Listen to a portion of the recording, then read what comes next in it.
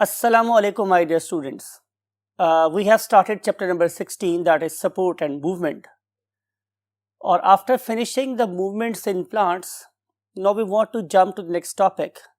And next topic is support and movement in animals. आइए हम देखते हैं कि हमारी बुक में इसके बारे में क्या क्या इंफॉर्मेशन है. So let's move to the whiteboard. Yes, my dear students, welcome to the whiteboard. हम डिस्कस कर रहे थे support and movement in animals. अब आपने अपनी बुक को फॉलो करना है तो आपकी बुक में क्या क्या इन्फॉर्मेशन गिवन है. तो सबसे पहली इन्फॉर्मेशन है कि व्हाट इज स्केलेटन. तो इसका आंसर ये है कि skeleton is a rigid and hard और hard and rigid framework. Hard and rigid framework of the body. और इस hard and rigid framework of the body के मेरे पास कितने फंक्शन हैं? 3. सबसे पहला और सबसे इंपॉर्टेंट फंक्शन क्या है? प्रोटेक्शन. कि इसकी मदद से आपके सॉफ्ट बॉडी पार्ट्स को प्रोटेक्शन मिलती है. कि जैसे मेरे बॉडी का सबसे डेलिकेट पार्ट है brain and it is being protected by the skull. फिर मेरे लंग्स और मेरा heart it is protected by the rib cage. ठीक है, तो प्रोटेक्शन इस स्केलेटन का एक one of the most vital structure है, फंक्शन है सॉरी. और नंबर 2 इज द शेप. ये क्या प्रोवाइड करता है स्टूडेंट्स? शेप प्रोवाइड करता है. फिर इसके अलावा ये करेगा स्टूडेंट्स कि ये सपोर्ट देगा. What is meant by the term support? यानी कि हमने बहुत डिस्कस किया आप लोगों के साथ कि इस पर्टिकुलर हार्ड स्ट्रक्चर के ऊपर बहुत सी सॉफ्ट चीज़ें अपने आप को अटैच कर सकती हैं, जिसकी वजह से उन्हें क्या मिल जाता है? सहारा मिल जाता है. जैसे कि हमारे मसल्स पे अटैच हो सकते हैं, हमारे लिगामेंट्स, हमारे टेंडन्स पे अटैच हो सकते हैं. और इसकी वजह से जाहिर है इसे उन्हें क्या मिल जाता है? सहारा मिल जाता है, सपोर्ट मिल जाती है.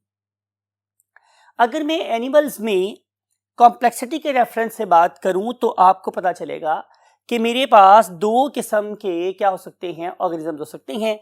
One of them is called as unicellular organisms. तो जब मैं यूनिसेलुलर ऑर्गेनिज्म की बात करता हूं तो जाहिर है कि उस वाले केस में ये सिंगल सेल ही क्या करेगा कि अपने गिर्द कोई ना कोई क्या करेगा?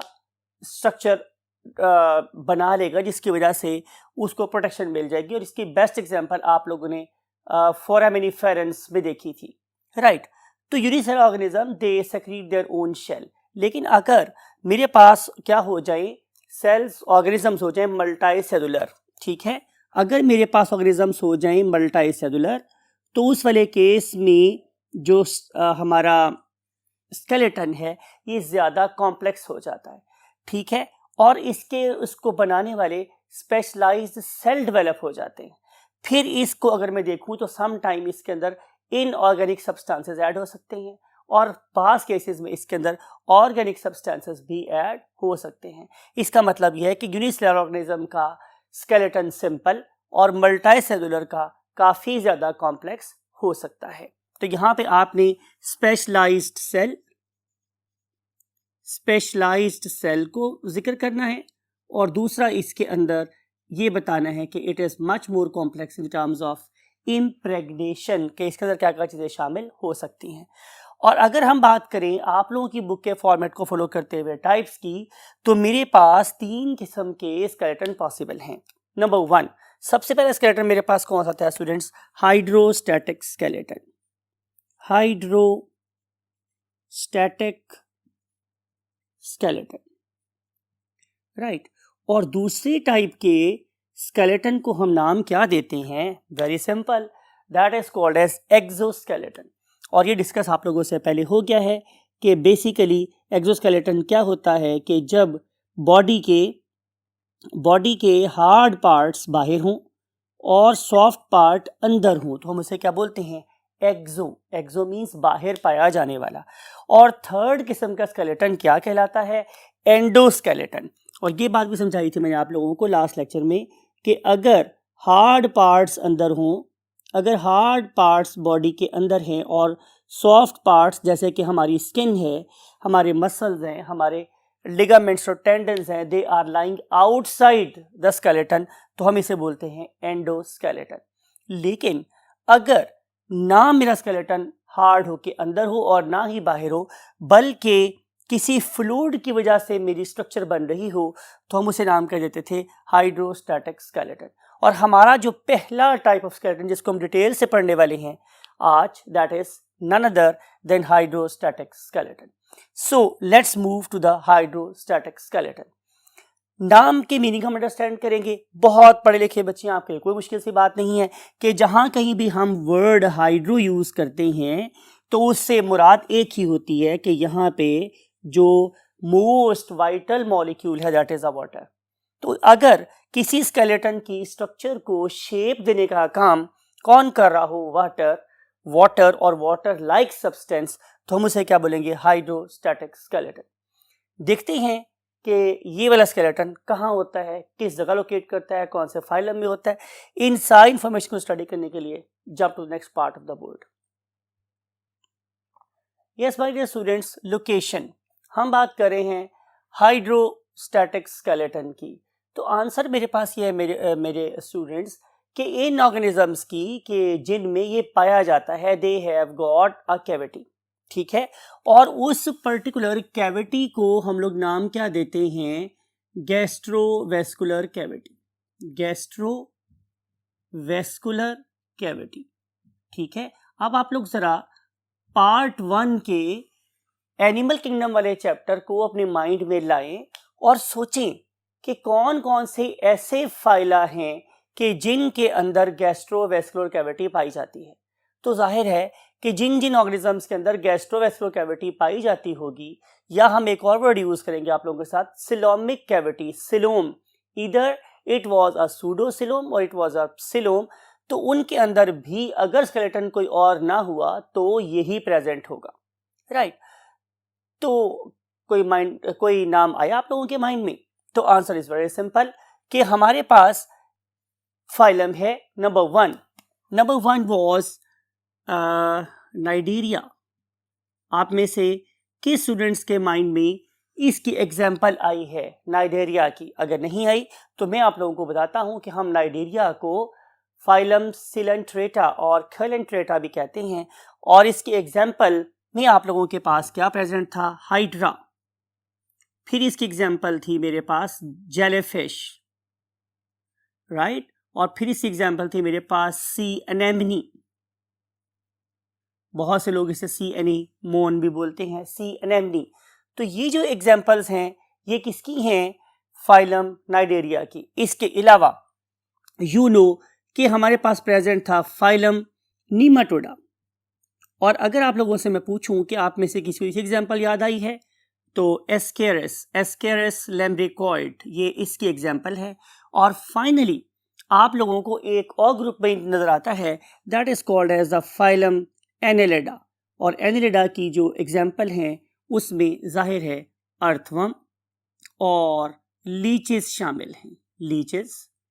अगर आप में से कोई और बच्चा मुझे एक और नाम बताए तो डेफिनेटली मुझे बहुत ज़्यादा खुशी होगी, बिकॉज कि हमने इस चैप्टर को बहुत डिटेल से पढ़ा था। और इसका आंसर है मेरे पास नेरीज। तो these are the examples of the organisms that have got what the hydrostatic skeleton, right. अब ये मोड ऑफ एक्शन कैसा होता है, हम इन्हीं ऑर्गेनिजम्स को एग्जाम्पल बना के मोड ऑफ एक्शन की बात करेंगे। तो मैंने ये वेरी फर्स्ट लेक्चर में आपसे ये बात की थी, आप लोगों को याद होगा कि आप लोगों के पास ये एक सिंपल बैलून है। इस बैलून की कोई शेप नहीं है, लेकिन अगर मैं इसमें सिंपली क्या करूं, एयर भर दूं, तो आप देखेंगे कि now it has got a structure.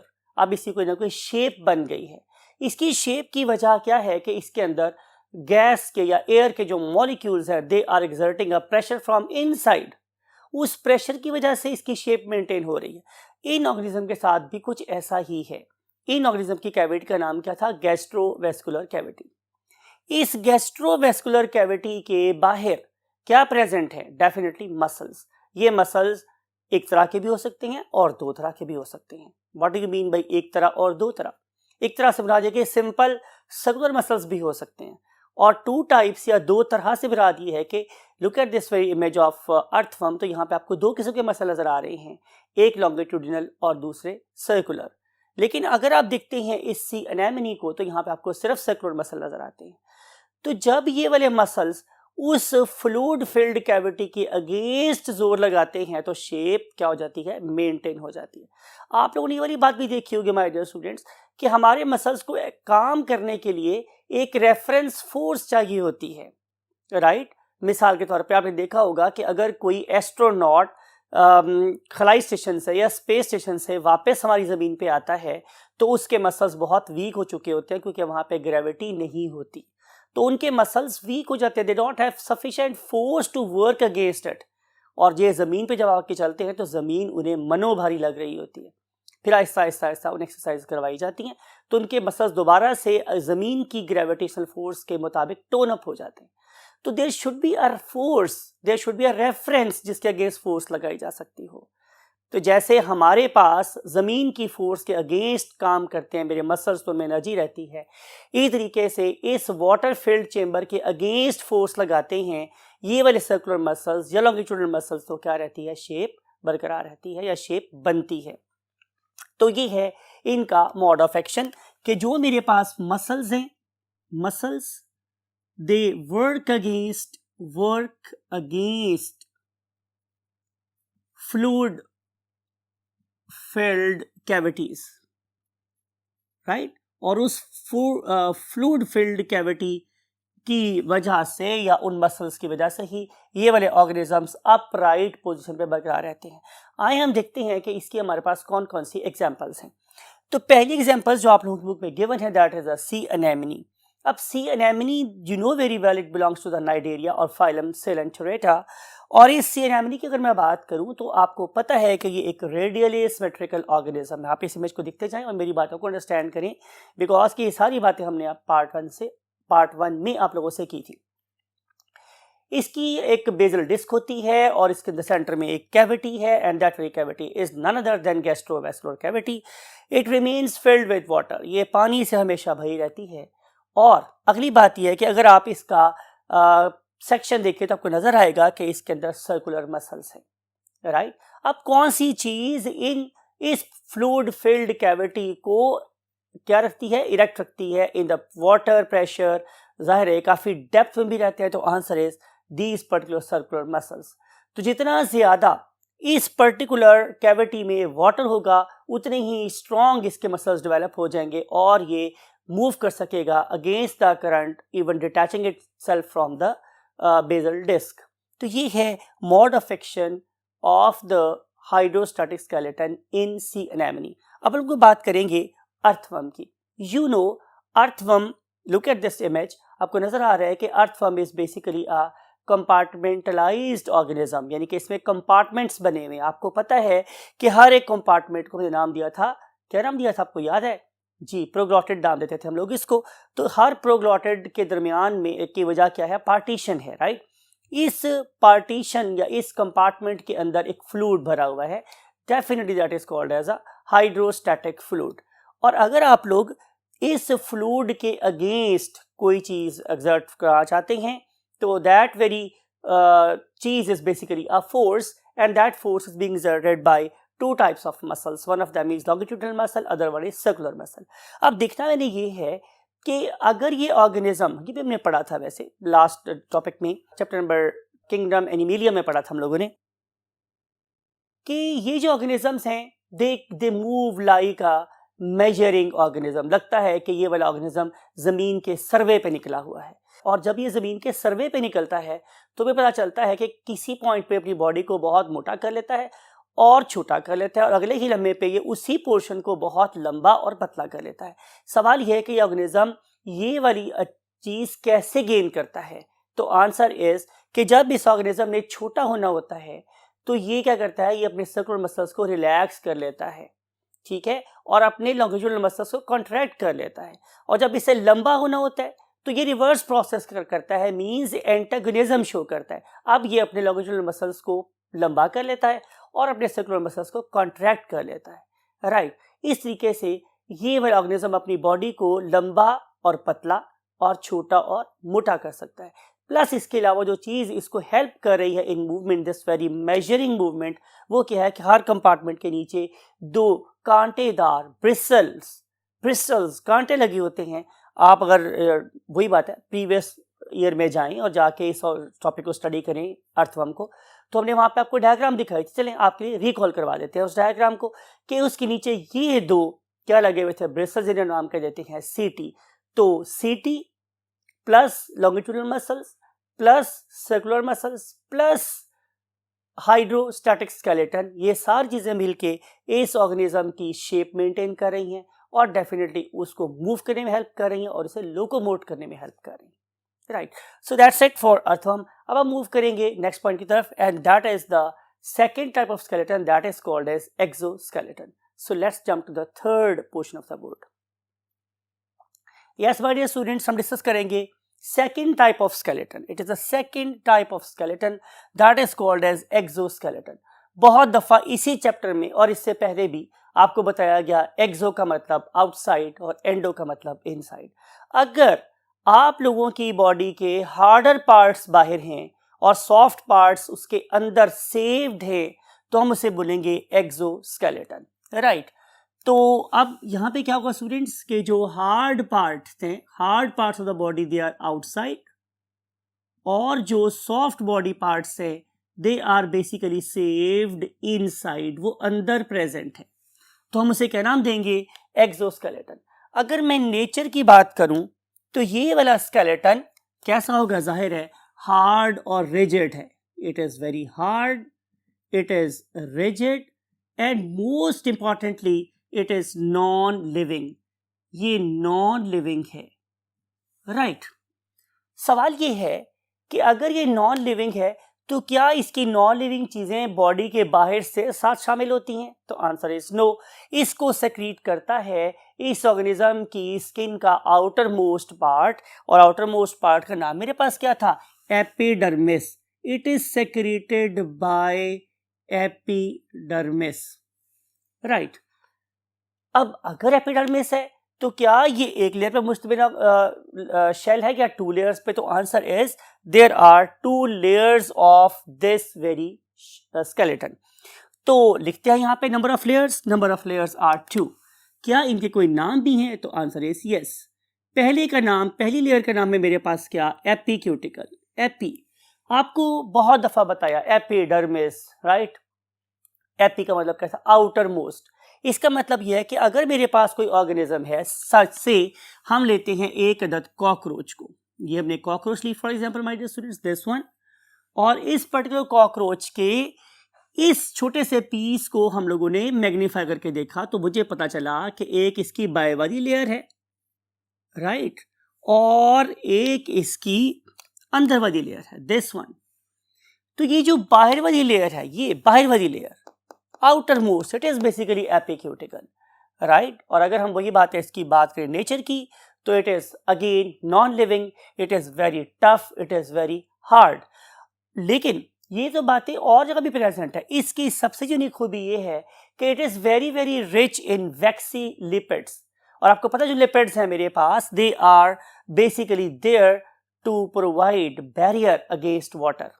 तो यहां पे हम लिखेंगे कि अगर मैं इसकी नेचर की बात करूंगा तो इट इज वैक्सी,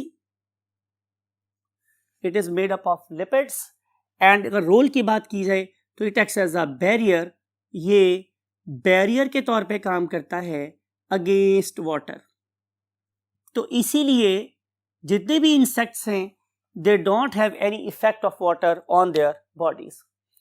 अब हम बात करेंगे स्टूडेंट्स किसकी, दूसरे पार्ट की। आपको याद है ड्राइंग में मैंने क्या शो किया था कि जो ऊपर वाला पार्ट है वो पतला सा है और जो नीचे वाला पार्ट है, मींस नीचे वाला part, that is the most bulky portion, and that very bulky portion is called as procuticle. आपके दोबारा ड्रॉ कर देते हैं ताकि आपके माइंड में कोई बात भूले नहीं कि ये मेरे पास ऊपर वाली लेयर थी, जुनू के मैंने ये बहुत थिन ड्रॉ की थी, दिस वन, और जो नीचे वाली लेयर है it is very much thick.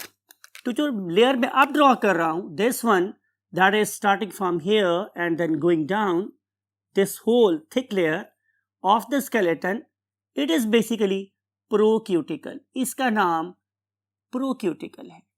और इस ऊपर वाली ट्रांसपेरेंट सी थिन लेयर का नाम मेरे पास क्या है? एपिक्यूटिकल, एपिक्यूटिकल, राइट। और ये जो मेरे पास एपिक्यूटिकल है, जैसे मैंने बोला कि इट इज द बल्कि, ये सबसे ज्यादा मोटी लेयर है। इट असाइंस मैस, ये मैस प्रोवाइड करती है। और अगर मैं इसकी कंपोजिशन की बात करूं कि ये किस किस चीज के मिलने से बना हुआ है, तो answer is very simple. Number one, it's chief component is chitin, right? And this very chitin is definitely very tough and it is very very rigid, or you can also write it hard. अगर आपको rigid का लफ्ज नहीं याद आ रहा तो no problem, आप यहाँ पे हार्ड लफ्ज भी इस्तेमाल कर सकते हैं। Plus it is very rich in polysaccharides, इसमें बहुत सारे पॉलीसैकेराइड्स भी शामिल होते हैं। सिर्फ यही नहीं, इसके अंदर हमें बहुत सारी many different types of complex proteins भी नजर आती हैं। कॉम्प्लेक्स प्रोटीन्स भी इसमें शामिल हो सकती हैं, राइट। लेकिन अभी भी अगर ये कम्प्लीटली हार्ड नहीं हुआ तो हम इसके अंदर एक और प्रोसेस कर सकते हैं, एंड दैट वाली प्रोसेस इज कॉल्ड एज स्क्लेरोटिनाइजेशन, स्क्लेरोटिनाइजेशन। और कुछ केसेस में हम सेल्स को स्क्लेरोटिनाइज नहीं करते, उनकी वॉल्स में चीज़ डेपोजिट नहीं करते, बल्कि सम टाइम हम इसके साथ एक और चीज़ ऐड कर देते हैं, and that is called as a calcium carbonate. इसका मतलब ये हुआ कि बास केसेस में शेल्स में कैल्शियम कार्बोनेट प्रेजेंट होगा। आई एम टॉकिंग अबाउट प्रोक्यूटिकल, और बाज़ औक़ात वो सिर्फ स्क्लेरोटिनाइज हो चुके होंगे और सम टाइम ये सिर्फ काइटिन का होगा। हम अभी जनरल बात करें। अब हम चलते हैं इसके एग्जाम्पल को स्टडी करते हैं। तो हमारे पास अगेन एक्सोस्केलेटन बहुत सिंपल भी हो सकता है, बहुत कॉम्प्लेक्स भी हो सकता है। आज के लेक्चर में हम सबसे सिंपल एक्सोस्केलेटन की बात करेंगे। देखते हैं कि सबसे सिंपल एक्सोस्केलेटन हमें किस फाइलम में नज़र आता है। अगर मैं आप लोगों से पूछूं कि आप मुझे बताएं कि फ्रेश वाटर मज़ल का फाइलम कौन सा है, तो आप में से कोई स्टूडेंट आंसर दे सकता है।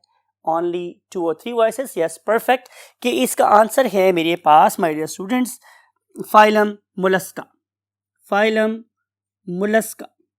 तो फाइलम मोलस्का के ऑर्गेनिजम्स दो टाइप के हो सकते हैं।